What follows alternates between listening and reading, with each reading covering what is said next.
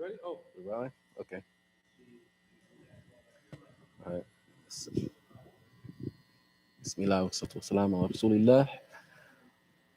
Are we ready? Alhamdulillah. All right. Um, so let's begin. Um, sorry for the delay, but inshallah, we'll get we'll get the set perfect and everything like that one of these weeks.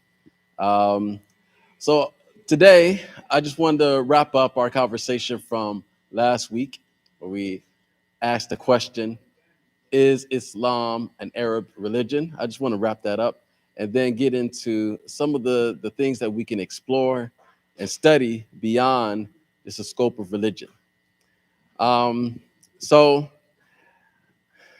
I bring the question up: is Islam an Arab religion? Because that's something that, you know, our counterparts within the African American community, particularly, the what we know as like Afrocentrists or the Black Conscious Movement or so-called Black Conscious Movement, whatever they call themselves, they throw this at you know African and African American Muslims. And the question, if we knew Arabic well, then we can easily, thwart some of these questions.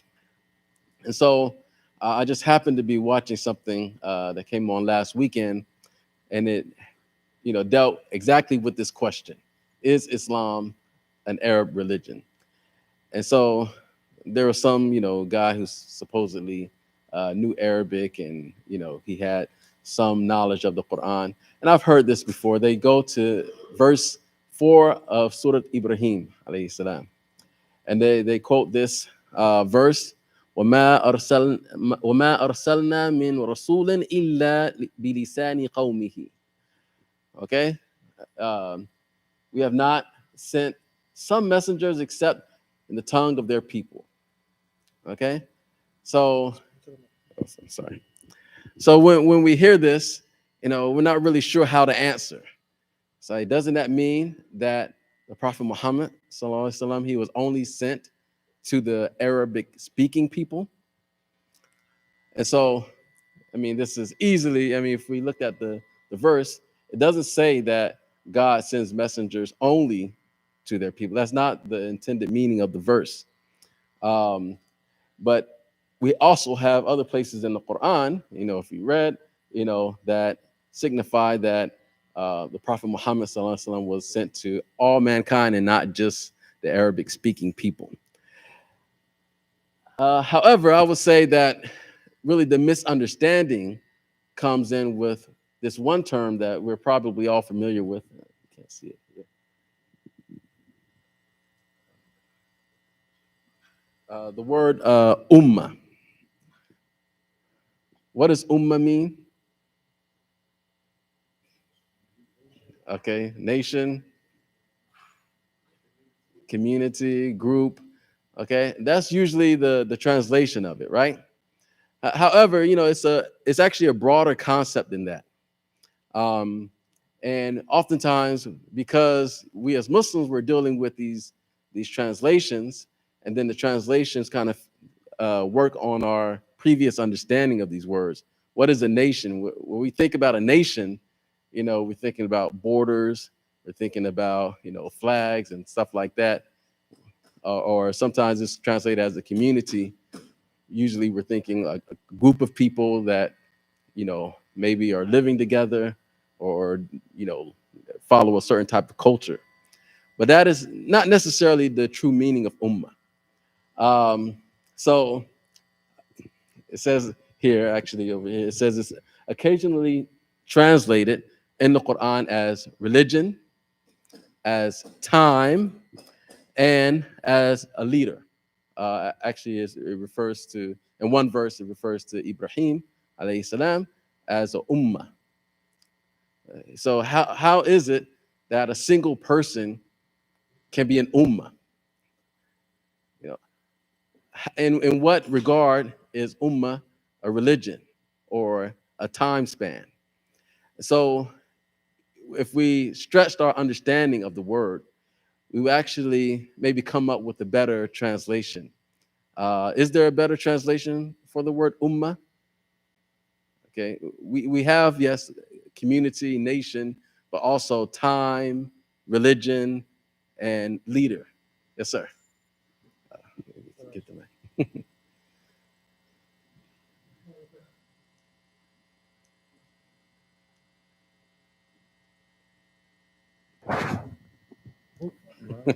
Oh, sorry. Yeah, the brother in the back. I just want to ask if they can say follower can be Ummah too.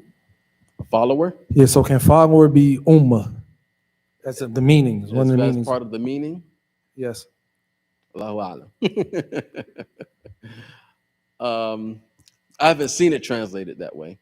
Um, but if we're looking for translations of the word ummah, I actually think a better translation is civilization. And I know civilization kind of has some interesting connotations in our own brains, but civilization, it spans time. You know, it's usually intergenerational, right? Um, and if we look at the definition that Zabidi is a linguist, lexicologist. He has his definition of the word ummah is a group of people who are on one accord in some matter, be it religion, time, or place. So I actually think that the definition that Zabidi gives of ummah is actually more so coincides with our understanding of civilization. Although, you know, when we think about civilization, there's usually technology involved. The reason why we think a civilization prospers is because of technology. That's the English understanding of it. But the Arabic understanding is a people on one accord, but usually based on belief.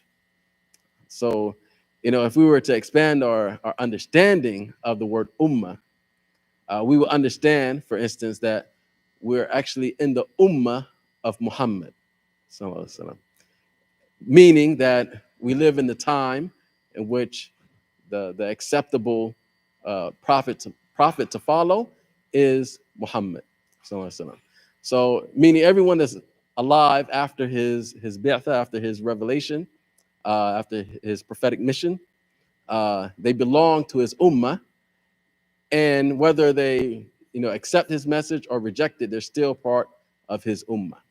And I believe that the prophets actually usher in a new ummah. So the ummah of Isa alayhi salam, that is when we should have been following the message of Prophet Isa alayhi salam, the ummah of Suleiman and Dawood and Musa alayhim salam. All of those ummah, they represented a certain point within civilization, understanding of religion, understanding of different knowledges as well. I actually think the coming of the prophets also ushers in a new wave of understanding and things that couldn't have been discovered, for instance, prior to the Prophet Muhammad sallallahu alaihi wasallam, were discovered after him. And the same thing with Prophet Isa alayhi salam. So you want to add something? Yeah. Bismillah ar-Rahman ar-Rahim. I think also like in this concept of ummah, as Maurice explained it, I think it's important for us to, like you say, to widen our conception of what a ummah is, as Al-Zabidi defined it. A ummah is a transgenerational continuity, right?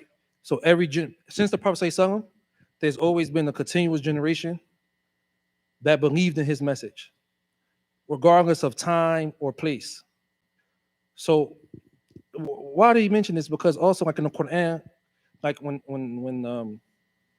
it's mentioned that Allah subhanahu wa ta'ala never sent a prophet except in their tongue, right? Except in their tongue. If you, like he said, if you understand it, just what that means, then that would be confined to the people who speak that language, right? But here we saying that Ummah has a wider understanding, Whereas it's not just linguistic, but it's belief, is new knowledges that the prophets actually bring that were impossible to know before that prophet actually occurred.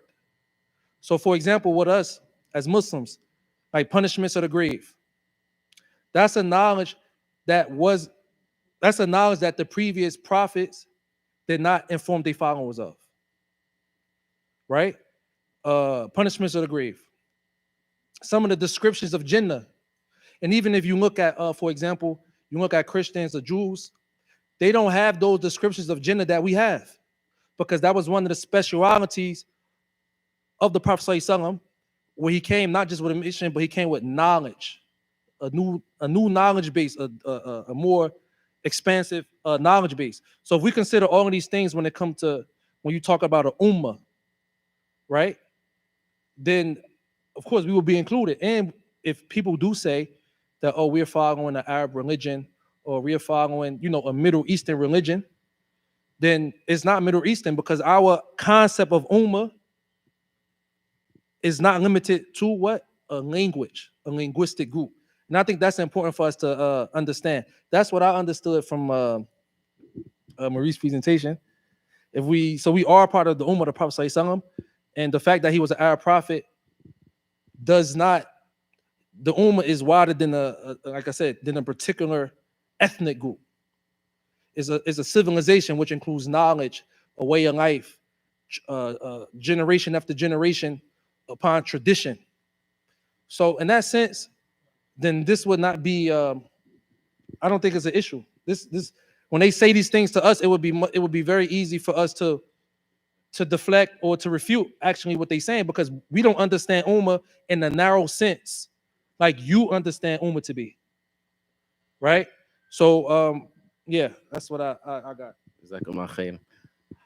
So in line with what brother Najeeb just mentioned, these different knowledges and things like that. I'm going to take you, outside of the realm of religion. So we know that we can study Arabic for religious purposes, and I know that's the foundational inspiration for us to study. Right? We want to understand the Quran. We want to be able to interact with the Quran and understand what we hear when we hear it recited in the Quran.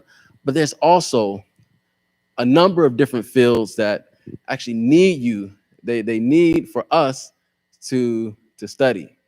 And I'm going to show you a few examples in one moment. And so last week, I stopped off talking about Arabic as a vessel of knowledge and taking you through this history. As you know, I'm inclined to history. I'm an historian and all of that. So what is the history of knowledge and the Arabic language? And we already touched on it a little bit last week, but I just want to remind you.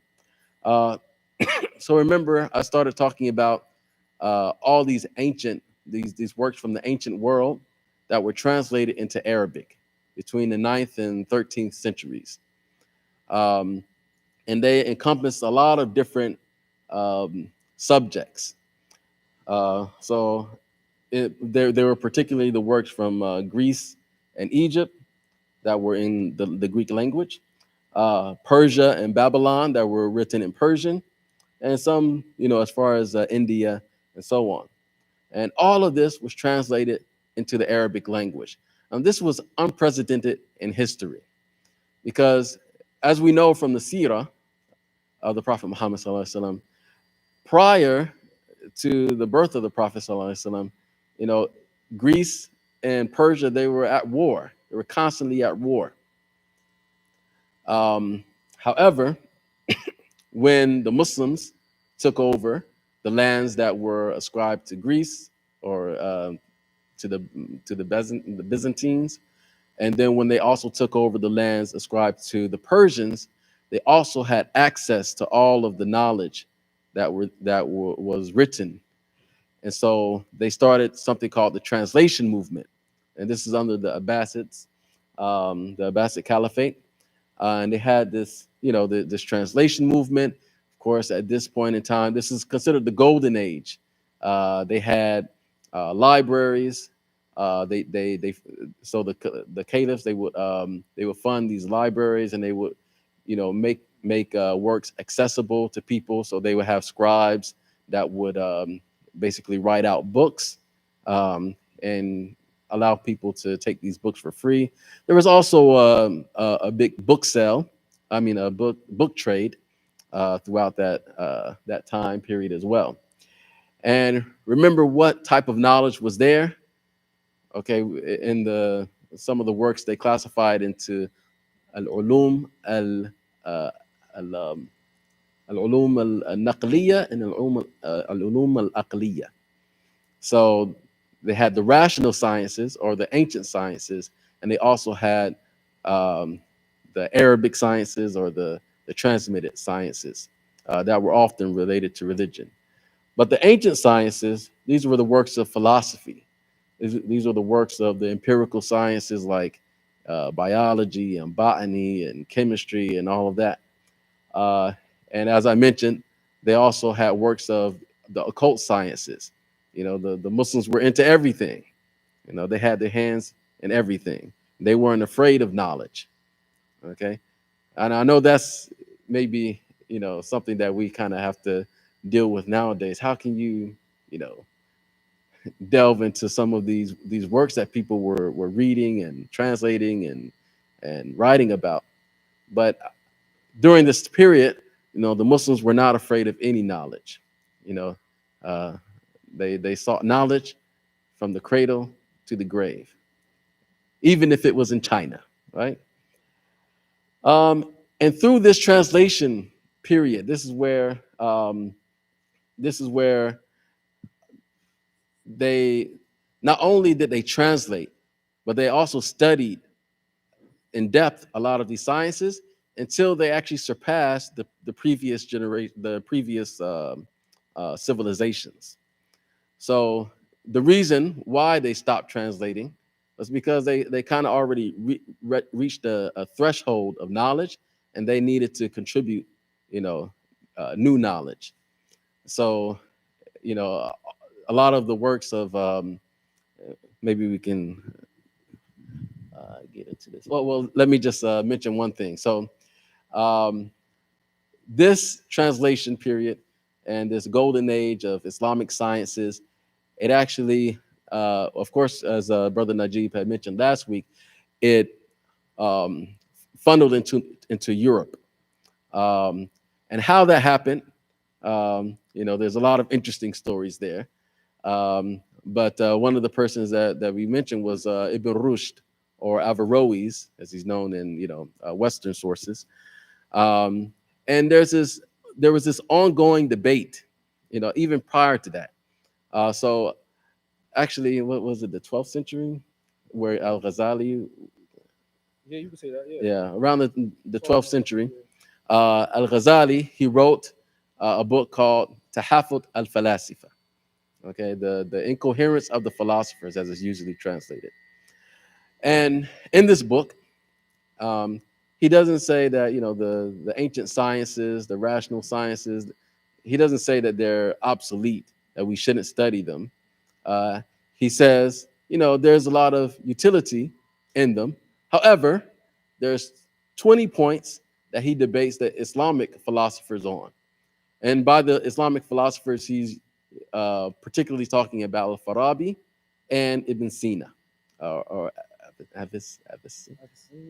I don't know how we say it in English, but Ibn Sina.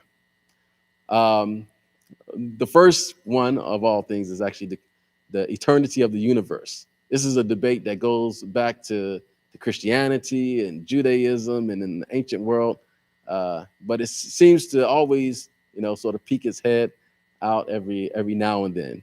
And if you want my perspective on that, you can, read my book Islam and the Ancient Mysteries. That's just a shameless plug.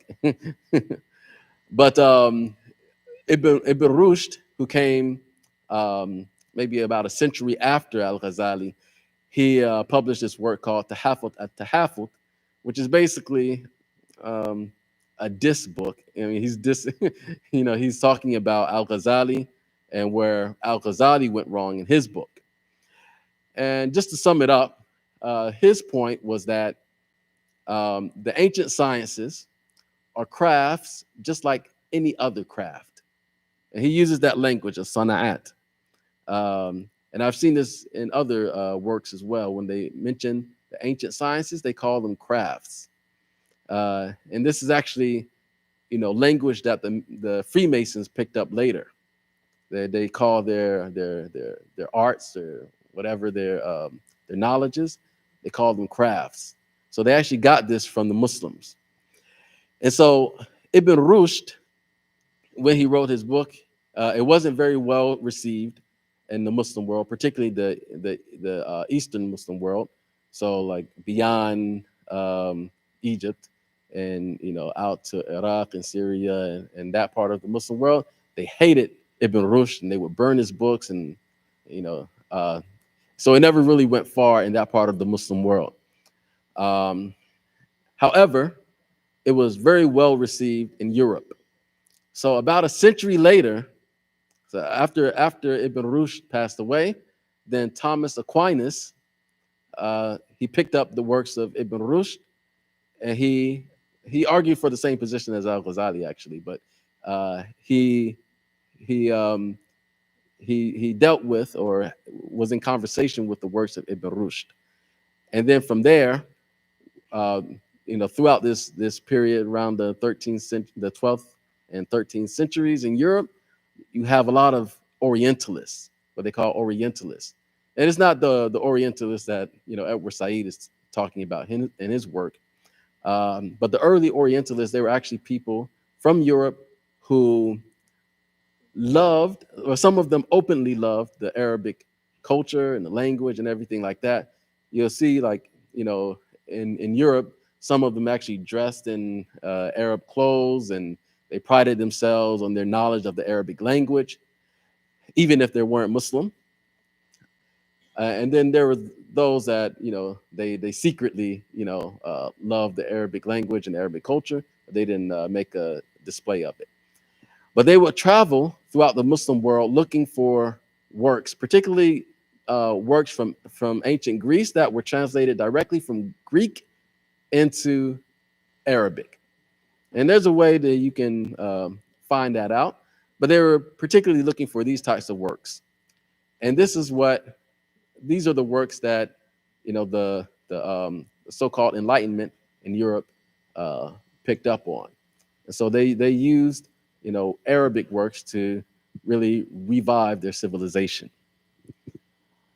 And so at that time, there was no printing press. So if you wanted a book, you had to have it written out by hand. What is a manuscript? Does anyone know what a manuscript means? Yes, sir. Yes. Yeah. So it's a book that's written by hand. Yes. So man, it means hand, and script, of course, it means to write. So in the Muslim world, even to this day, there are countless manuscripts. And from what the world knows of the manuscripts, I would say maybe between 10 and 15% have actually been published in Arabic. I mean, like printed up as books in Arabic. So that means about 85% of those books, they haven't even seen the light of day, not even published, in the book form, in the print book form. Okay, so this is a field that actually needs our help as Muslims, as Arabic learners and Arabic speakers, and also as Africans and African Americans, because a lot of them are located in Africa, in different parts of Africa, everywhere actually in the Muslim world, and there are these manuscripts, and for a long time they've been hidden, and there's a reason why they hid them. They hid them from the colonial powers from Europe. So whenever the English and the French and all of them came, they knew that they wanted to steal their books, because the true wealth of a nation, of an ummah, is actually its knowledge. It's not necessarily the money that they have and the technology that they have. It's the knowledge. And we know this. Even the US government knows this. That's why they have the Library of Congress. Library of Congress, if you want to, publish a book, or anything like that, you send it to the Library of Congress, right? If you have a patent, you send it to the Library of Congress. Any intellectual property, you send it to the Library of Congress, right? Because they want to house the world's knowledge. And this is what the Muslims did prior to. Yes, sir. This is interesting, right? I think we're talking about these manuscripts. I mean, if you just imagine, for example, just imagine each one of us in here wrote a book. We wrote it by hand, a book. It's handwritten, so it's a manuscript, right? It hasn't been published. So let's say, I don't know how many people in here, but let's just say it's 40 people. So each person write a book. It's still unpublished. And we put that away. We put it downstairs. Now just imagine 100 years later, and it's been a bunch of new books published, but then all of a sudden, the people 100 years later discover our handwritten books that's down there. This handwritten books that we wrote, each one of us in here, this will be a form of knowledge that's untapped because it never been published to the world. It's still in manuscript. You understand that? So just imagine in the Muslim world, like Maurice said, only 10% of them handwritten books have been published in books. So 90% of the knowledge of the Muslim world is still handwritten. It hasn't been published. 90%. And let alone translated. So all these new books that you see these books, people bring books back from Egypt, from Saudi Arabia. That's only 10%. Only 10% of all the knowledge that still remain handwritten. So we don't have any idea how much knowledge is even there. These manuscripts, like he said, when the West came to these Muslim countries, they were hiding these manuscripts. They hid them in the desert. They buried them. Right? Some people still in people's homes. Manuscripts from 400 to 500 years ago, still in people's homes. These subjects could be about fiqh, aqidah, tafsir. There's probably many tafsirs that we don't even know about. They still handwritten. I mean, just think about that. So when you have 90% of Muslim scholarship still in handwritten form, then we really don't have any idea what's really out there. Some scholars, they say, and you ever hear like sometimes when works was lost and then they found again? Like say if you have a scholar, let's just say Imam Nawawi, for example, rahimahullah. We have 40 hadith Imam Nawawi. We have Riyadh al-Salihin, books that everyone has, right? Now just imagine if someone just discovered the manuscript that Imam Nawawi wrote, that it was lost for 800 years and we found it somewhere in Syria under the ground. I mean, I want to bring the idea closer to you. So it's still 90% of this around the Muslim world. And to show you how important manuscripts actually are, right? If you go down to Princeton University, I don't know if you've ever been to like Princeton University or University of Pennsylvania or Columbia or Harvard, they have manuscripts from the Muslim world that's not even in the Muslim world anymore. Think about this. They have works from Egypt, from Morocco, from Senegal, from India, that were written by Muslim scholars in those places. And the only copy of these works is right there down the road in Princeton. I mean, you understand what I'm saying? So this is the rich tradition of the Arabic language, that there was so much knowledge production done in the Arabic language that it would take hundreds of years, hundreds. When I'm saying it probably would take hundreds of years to get all of those manuscripts in print. And then translated to English, you just gonna have to learn Arabic. because that's it's not going to happen. So we talk about knowledge, right? When we think about knowledge now, we think about knowledge that's in printed books. But if we just consider that, if we limited knowledge to that understanding, then we only have 10%. We only have 10%. We only have access to 10% of Islamic knowledge. That's it. Because the rest of them are in manuscript. 10% out of 90%, that's not a lot at all. So this manuscript tradition, this Arabic tradition is very deep. And that's why we should get into manuscripts. I think as a community, we learn Arabic, we start traveling the world looking for books that haven't been published. And that's when you have editors. So whenever a book get published in Arabic, I don't know if you guys ever looked at an Arabic book, but you always have the editor.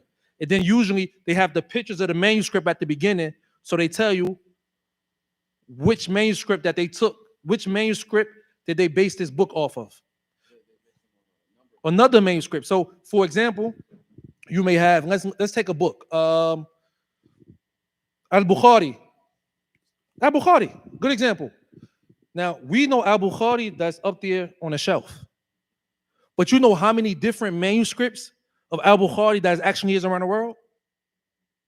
So whenever a person chooses to publish Al-Bukhari, they're looking at different manuscripts, checking different wordings in each manuscript. Because it may not be the exact wording in the manuscript, right? So when a scholar, he based Sahih Bukhari that he's going to publish based on what he think is the most correct, based on the manuscripts that's available to him. Now, say us here in Newark, say we learn Arabic. We say, well, we read in Sahih Bukhari. Let's say, well, let's go back to the manuscripts. Let's go back to the manuscripts. Now, say if we read the manuscripts, people like, oh, I don't agree with how the author actually published the work. This don't reflect this not loyal to the manuscript. So you get into that manuscript work, then you could check published books and see how are they transmitting the knowledge from the manuscript into these published books that's all around. So a lot of times we look at the books and like, it's so much knowledge in the books. Well, let's see how that scholar worked with that manuscript that he based that published work off. Now we go on this, what you call tahqiq in Arabic, like verification. So you may have a book from Ibn Taymiyyah, for example. They published it. This is how they understood it. Now let's go back to his original manuscript. Or any scholar for that fact. This is why manuscript work is so important. And to know that 90% of knowledge still is in those manuscripts, that is a big deal. And it shows you how serious Muslims were about writing and learning. And how important the Arabic language is and was. Yes, hold on, let's get you the mic.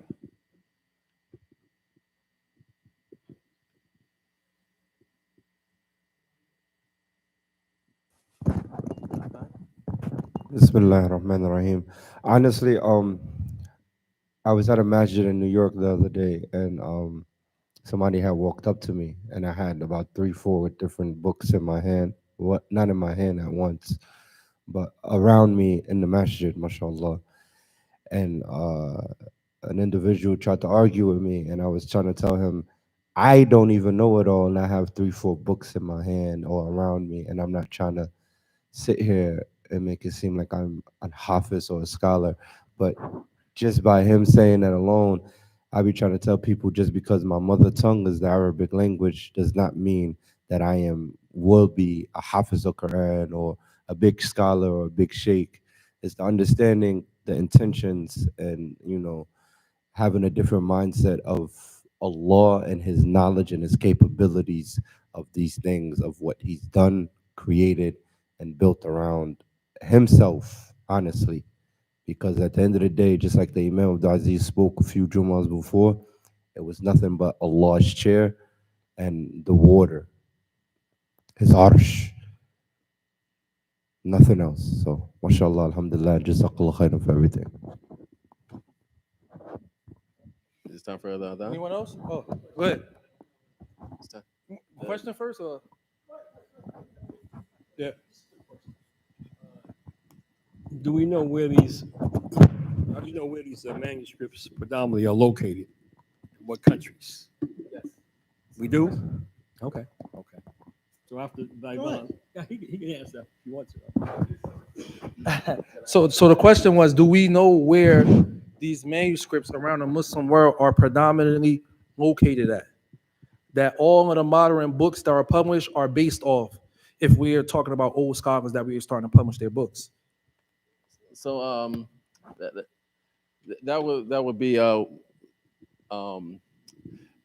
one of the works that I was going to talk to you about. You can't see the picture very good here, but this is a scholar.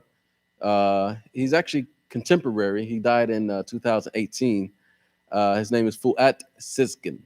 He was from Turkey originally, but then there were some, uh, there's some political issues in Turkey.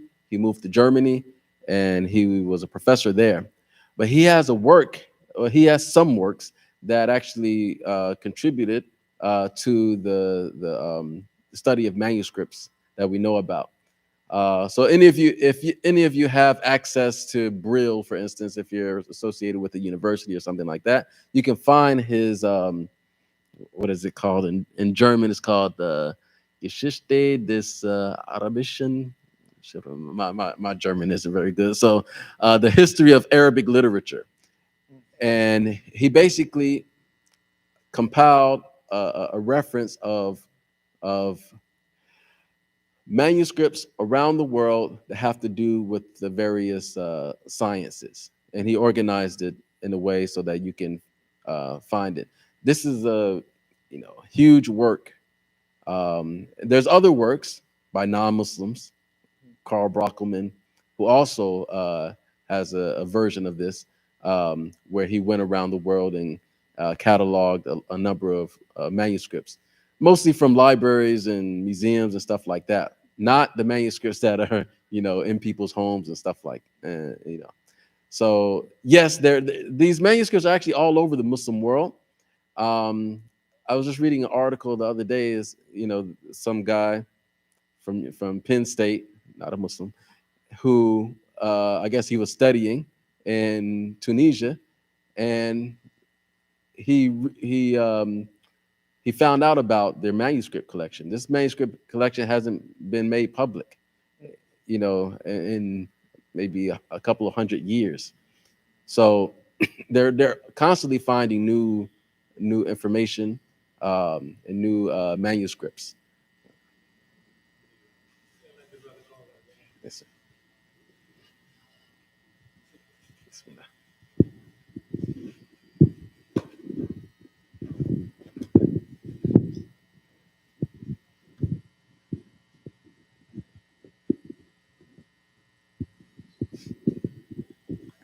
Bismillah. Bismillah. Allah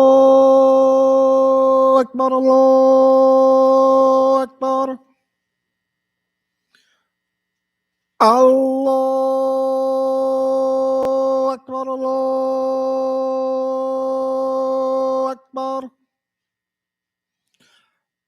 أشهد أن لا إله إلا الله. أشهد أن لا إله إلا الله. أشهد أن محمد رسول الله. أشهد أن محمد رسول الله.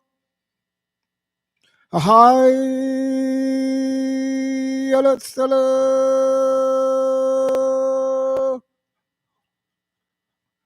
حي على الصلاة. حي على الفلاح. حي على الفلاح.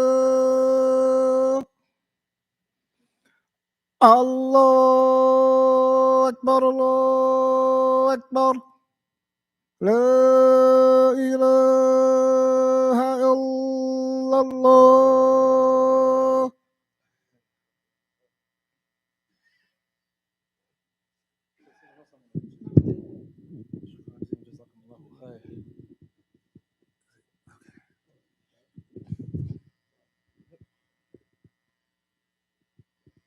I mentioned something real fast. All right, so welcome back, guys. Listen, there's something else I want to mention too, which I was just talking to Sheikh Dawood about. We're not familiar with this in English because we don't the English language do not have a 1,200-year tradition of knowledge. So when you buy English books, you're not looking at who published it, where did they get it from, because the English language really have been a production of knowledge, let's say the last 200 years. But we're talking about a 1,200-year tradition of Muslim scholarship. So what's the importance? I'm going to mention this to you. Whenever you look at an Arabic book, one of the first things that you should check, who is the publishing house? Have you noticed anyone who's familiar with Arabic? Let me give you an example, right? You could have, let's say a book, and let's say Riyadh al-Salihin, for example. Now, when you look at the publishing house, sometimes you may see what, Dar es Salaam, right? But then you see other copies of Riyadh al-Salihin, and each of them got a different publishing house, right? So say, who published this? Dar al-Kutub is a publishing house. Dar es Salaam. Let's make up a name for the sake. Dar al-Qasim. You may have, I don't know, any. So you say if you have different publishing houses, but they all publishing Riyadh al-Salihin. So you may say, why would this publishing house publish a book that another publishing house already did? Because that publishing house may not agree with the other publishing house. How did they retract the book from the manuscripts? Or maybe they found new manuscripts, so they want to republish the book again. You understand what I'm saying? How important, like how Arabic scholarship actually works. So just because you see a book, so now you have to say, who's the publishing house? What's their reputation? Are they reliable in taking from the manuscripts? This is things as English speakers we don't even think about when we see books in translation. And this is very important.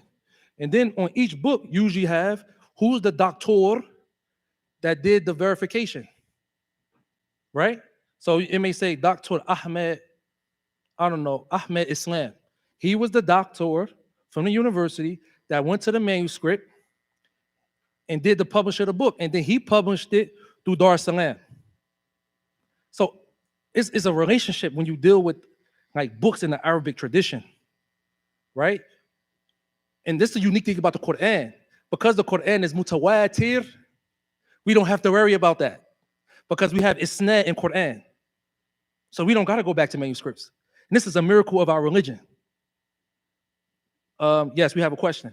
But this is a very important conversation. I want to focus on it to make us literate as a community about who are the publishing houses, who's doing the tahqiq from the manuscripts, why do their comments on the book, does it remain true to the intention of the original writer in the manuscript?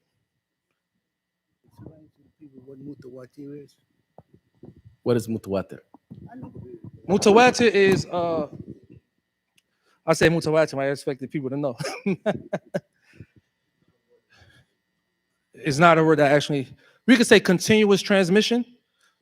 It's a transmission of something. So many people transmitted a particular thing that is inconceivable to think that everybody was lying. So many people has transmitted a particular thing that is inconceivable to think that all of these people was lying about this particular thing, generation after generation after generation after generation after generation. Or hadith, the Quran has the highest transmission in his. I'm bringing a Quran specialist in here to actually explain. We have the different readings. All of them has been transmitted by hundreds of people in the chain in every generation since the time of the Prophet ﷺ. Could you imagine hundreds, thousands after thousands after thousands transmitting the same Quran for 1,400 years? So the example of a tawatur is, let's say none of us in here have been to China, but we've all heard about China. We've read about China. We might have even met people from China. There's no possible way that people are lying that there's a place called China that exists. So that's kind of how tawatur works. And to continue about this manuscript, this was, to me, this was an important class, because this class is just about the history of the Arabic language, but it's also creating awareness and literacy about how scholarship actually works, and how when we look at these books, you need to look at who was the doctor, who is the publishing house, what's their reputation. Some publishing houses in the Arab world, they say never buy their books. They're weak, right? But sometimes we're not aware of these publishing houses. So what I'm gonna do, I'm gonna have a friend come, maybe this month, just to talk about publishing houses in Arabic.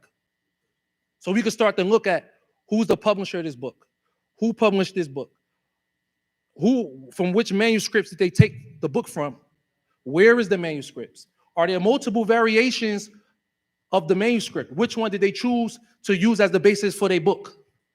So interestingly enough, I brought in a copy of a book called "I Cannot Write My Life: Islam, Arabic, and Slavery in Omar ibn Sayyid's America." So this is about Omar ibn Sayyid, the Muslim slave from North Carolina, and it's actually done by my mentor Mbai Lo and one of my former professors, Carl Ernst. And they based this book on manuscripts that were found here in the U.S.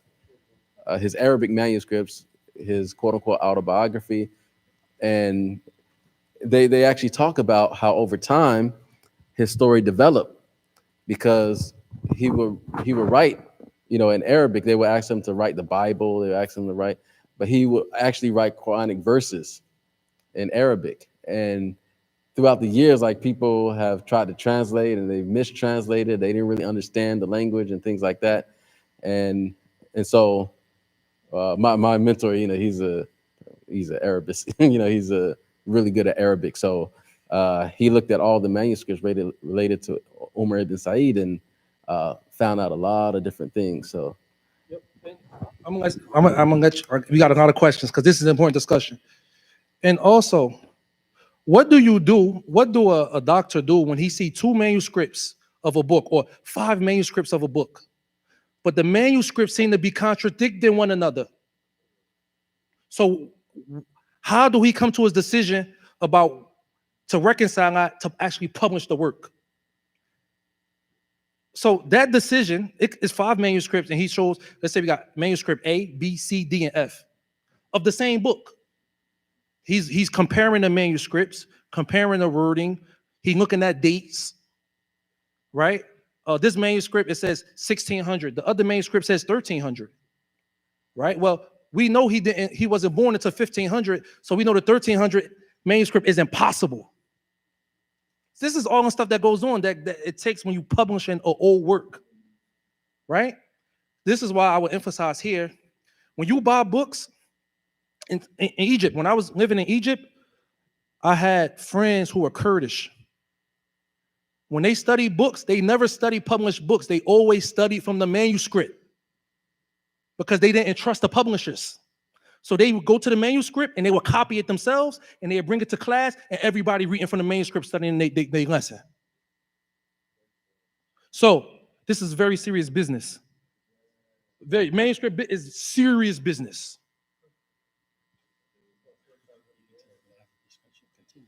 We're going to continue the discussion after Salah, but this one's going to go a little bit long because I want us to really understand these things, and I'm going to try to find someone who's very knowledgeable about Arabic publishing houses, because we need to have a discussion about publishing houses. So when you get your books, don't just think all the knowledge is in that book.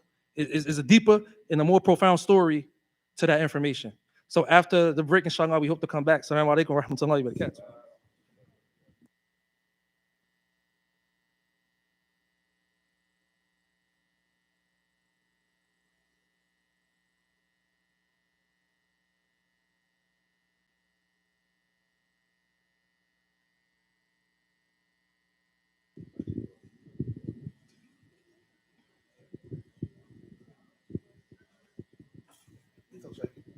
شكرا.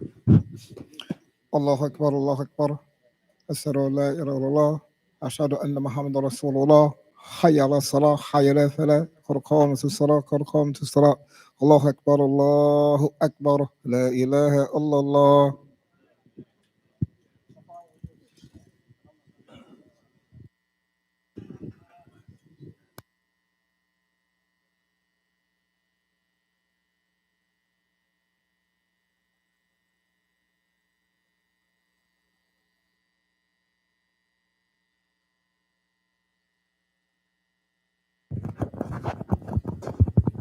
استقيموا.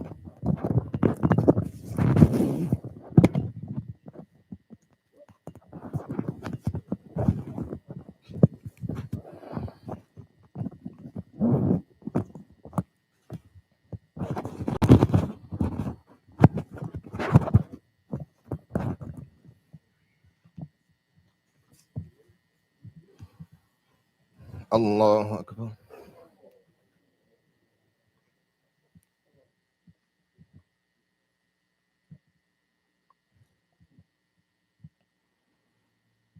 الحمد لله رب العالمين الرحمن الرحيم مالك يوم الدين إياك نعبد وإياك نستعين اهدنا الصراط المستقيم صراط الذين أنعمت عليهم غير المغضوب عليهم ولا الضالين آمين.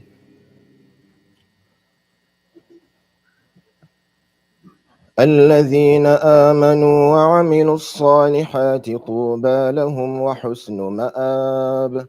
كذلك أرسلناك في أمة قد خلت من قبلها أمم لتتلو عليهم الذي أوحينا إليك وهم يكفرون بالرحمن. قل هو ربي لا إله إلا هو عليه توكلت وإليه متاب.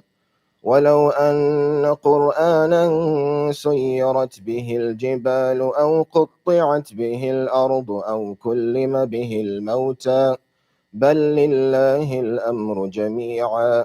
أفلم ييأس الذين آمنوا أن لو يشاء الله لهدى الناس جميعا.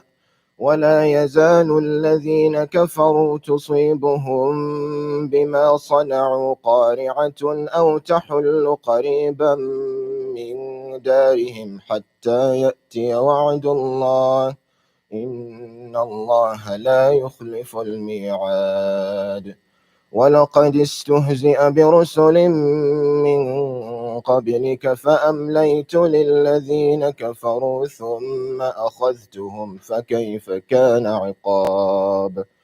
أفمن هو قائم على كل نفس بما كسبت وجعلوا لله شركاء قل سموهم أم تنبئونه بما لا يعلم في الأرض أم بظاهر من القول بل زين للذين كفروا مكرهم وصدوا عن السبيل ومن يضلل الله فما له من هاد. لهم عذاب في الحياة الدنيا ولعذاب الآخرة أشق وما لهم من الله من واق. الله أكبر.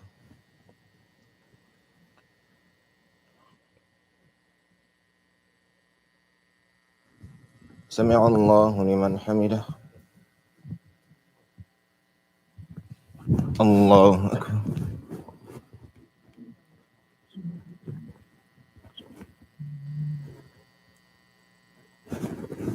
الله أكبر.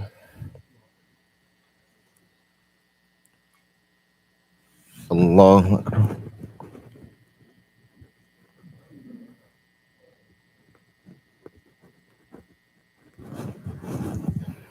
الله أكبر.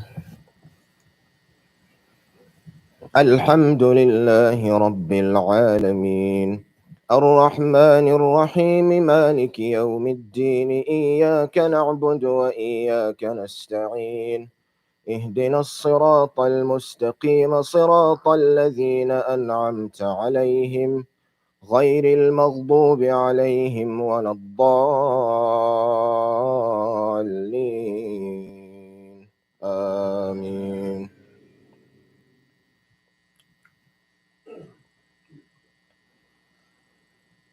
مثل الجنة التي وعد المتقون تجري من تحتها الأنهار أكلها دائم وظلها تلك عقبى الذين اتقوا وعقبى الكافرين النار والذين آتيناهم الكتاب يفرحون بما أنزل إليك ومن الأحزاب من ينكر بعضه قل إنما أمرت أن أعبد الله ولا أشرك به إليه أدعو وإليه مآب وكذلك أنزلناه حكما عربيا ولئن اتبعت أهواءهم بعدما جاءك من العلم ما لك من الله من ولي ولا واق ولقد أرسلنا رسلا من قبلك وجعلنا لهم أزواجا وذرية وما كان لرسول أن يأتي بآية إلا بإذن الله لكل أجل كتاب يمحو الله ما يشاء ويثبت وعنده أم الكتاب وإما نرينك بعض الذي نعدهم أو نتوفينك فإنما عليك البلاغ وعلينا الحساب أولم يروا أنا نأتي الأرض ننقصها من أطرافها والله يحكم لا معقب لحكمه وهو سريع الحساب وقد مكر الذين من قبلهم فلله المكر جميعا يعلم ما تكسب كل نفس وسيعلم الكفار لمن عقبى الدار ويقول الذين كفروا لست مرسلا قل كفى بالله شهيدا بيني وبينكم ومن عنده علم الكتاب الله أكبر.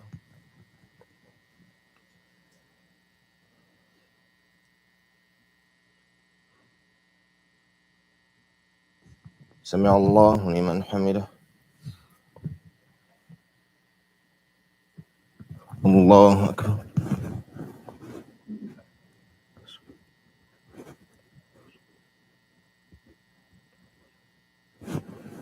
الله أكبر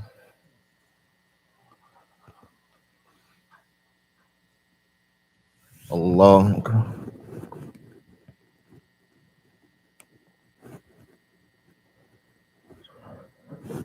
الله أكبر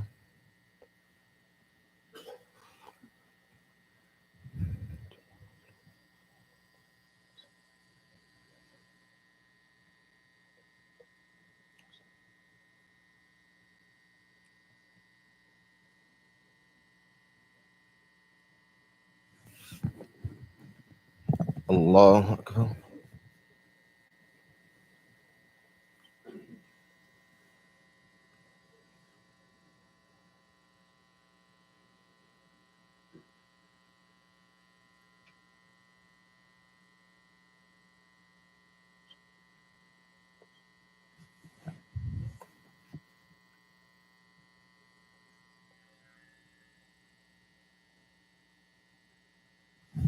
الله أكبر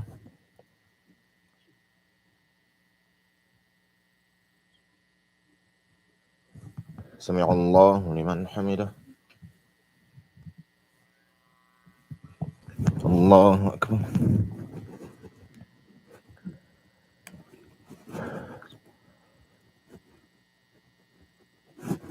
الله أكبر.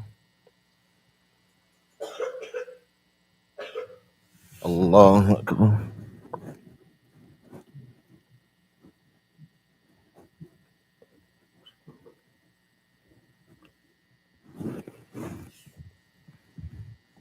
الله أكبر.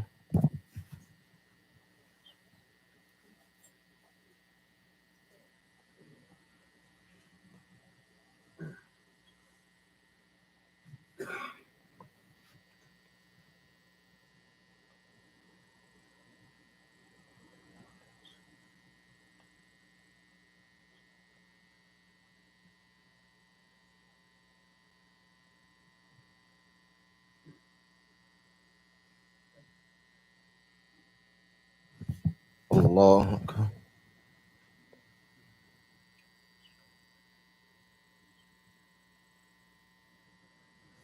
سمع الله لمن حمده. الله أكبر.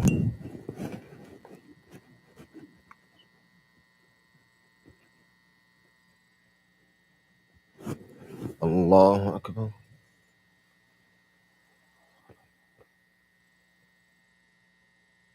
الله أكبر.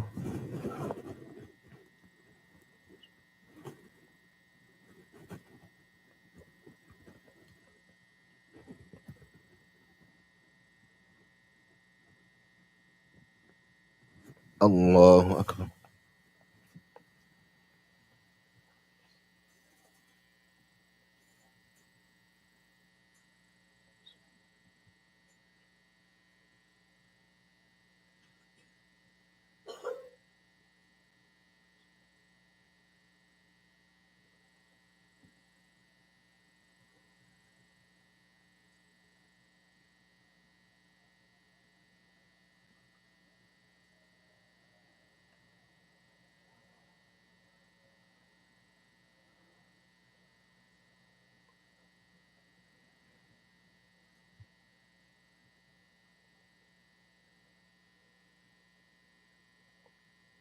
السلام عليكم ورحمة الله.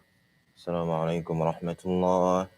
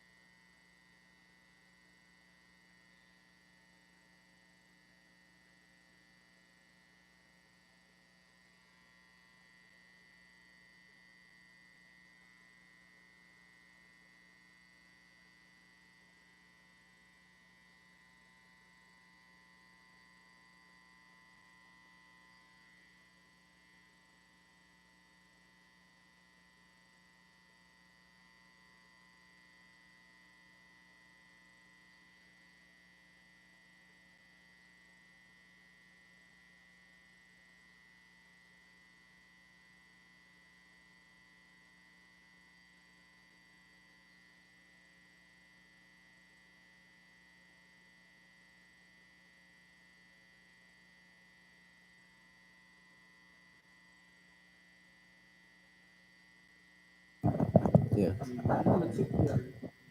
I'm telling you, man, that's where the deep work is.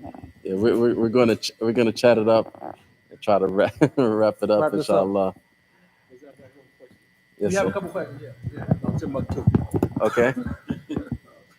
We'll make it a halaqa. We in Black History Month. Oh, you got it?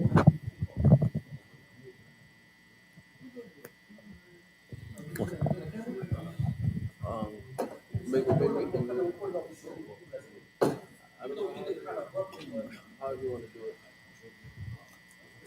It will be recorded. Right? So maybe So- we can leave the halaqa on camera and we can just keep the mic on.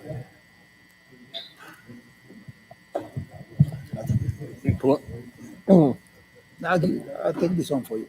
Go ahead. Assalamu alaikum wa rahmatullahi wa barakatuh. We didn't want to end the lecture today abruptly, but for those who home that's still watching, we had some questions concerning manuscripts, because manuscripts is really when you're doing the real work, and you have people who are specialists in going back to the manuscripts. And why is this very important? Amongst scholars, like, there are arguments and debates and discrepancies of, is this really the author's book? So a book may be published by a publishing house, for example. Say they publish, for hypothetically speaking, say if they publish a book of Imam Nawawi, okay? It's published. Now, some scholars may go back to the manuscript that they used, and they say, this is a forgery. This is not Imam Nawawi's handwriting, because they even study the handwritings. Different. They know Imam Nawawi writes like this. Based on all his manuscripts, we know this is his writing style. And we have a manuscript that's totally different in the way that Imam Nawawi writes.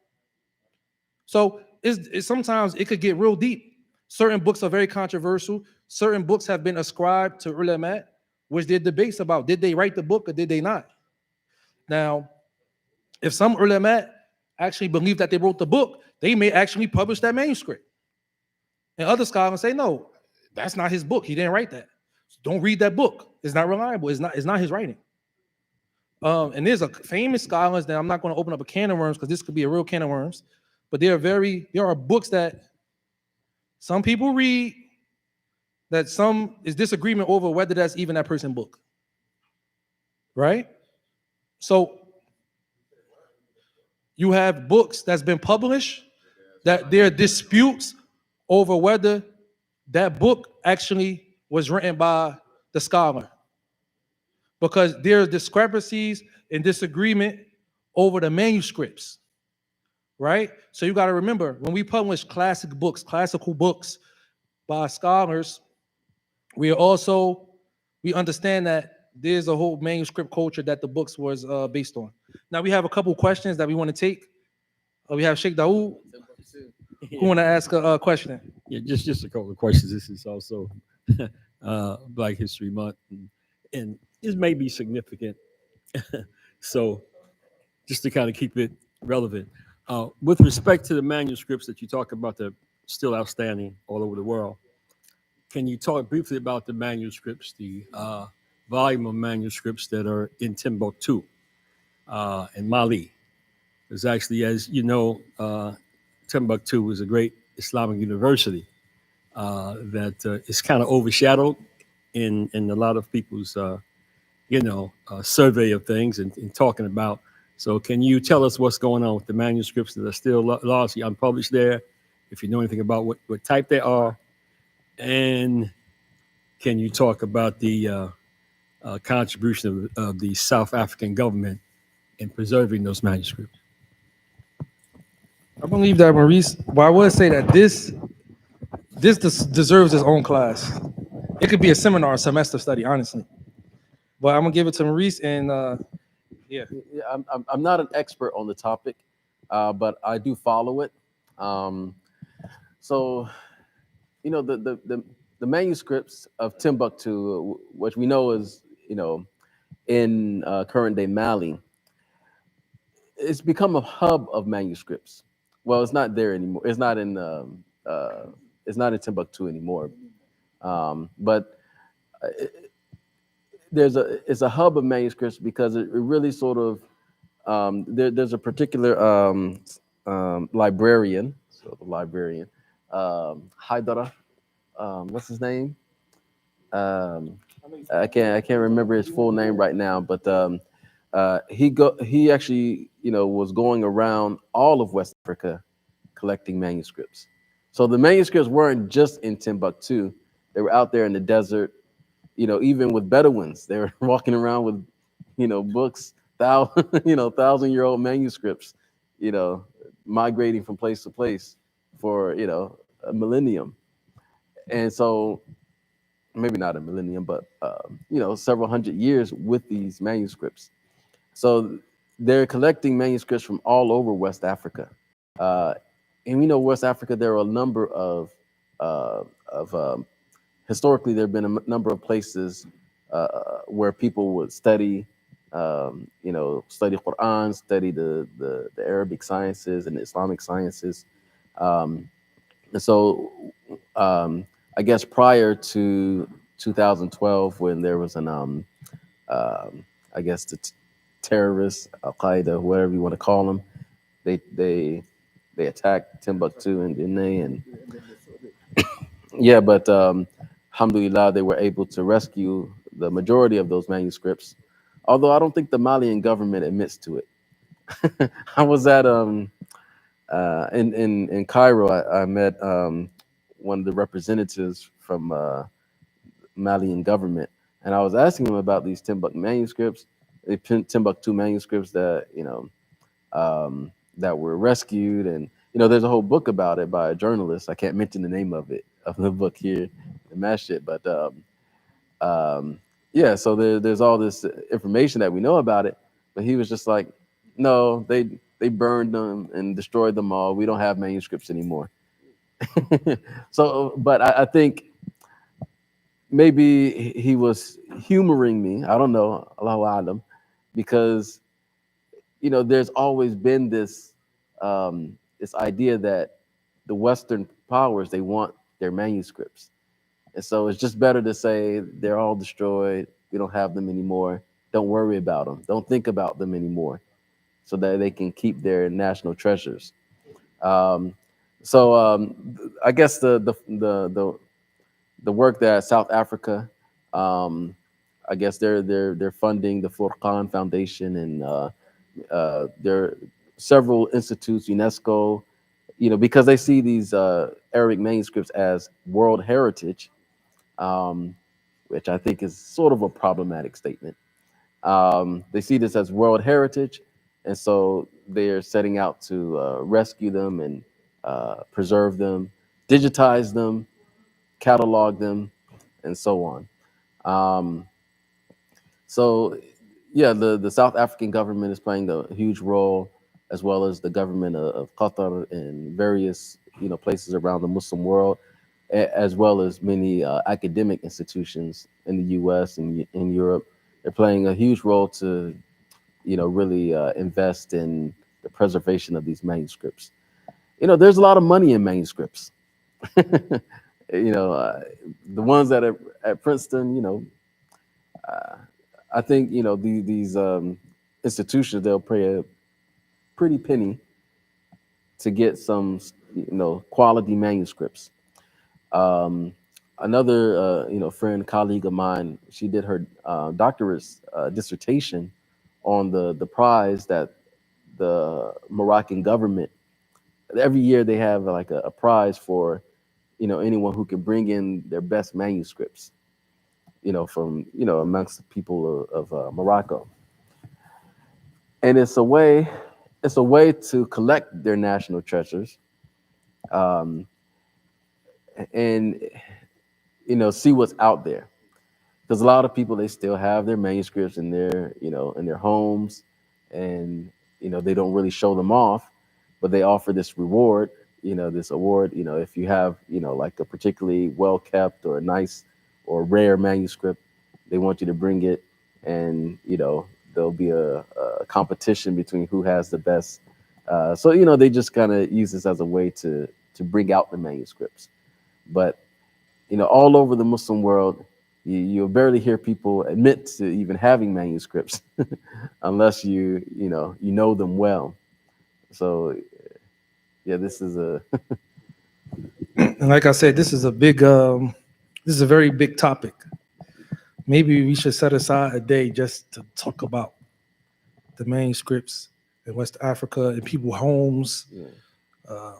I mean, it's a deep topic. It's a deep topic. Even the manuscripts that have been found in the Americas, written by slaves who wrote different things in Arabic, and they've been found in America, places like Brazil, all throughout the Caribbean. So this is a global tradition that went everywhere, and yeah, that's the point we're trying to drive across in this class is that when you learn in Arabic, you are participating in the preservation of the Arabic language. Each Yeah. person that learns Arabic, you are one of the reasons why Arabic is being preserved, why the deen is being preserved. So that's a big part. Learning Arabic is a big blessing if you do it for the right reason. Yeah. And we have to, that's what I want to emphasize. You And learn so- Aleph Bata, you are a preserver of the Arabic language. And It's not going to just die. think about, It's being transmitted to you. how many non-Muslims are actually learning the Arabic language, and they're learning it very well. You know, Fusha, Amiya, whatever. They're learning it to read the manuscripts, to engage in this, and I don't really see a lot of Muslims. And this is, we're going to have to continue this next week. 'Cause this is a big topic. Well, let's just end it here, guys. Thanks for coming out. We appreciate it, inshallah. We'll see you for the next installment next week. Because we'll be here all night. Yeah. Okay. Assalamu alaikum wa rahmatullah wa barakatuh. Alaikum assalam.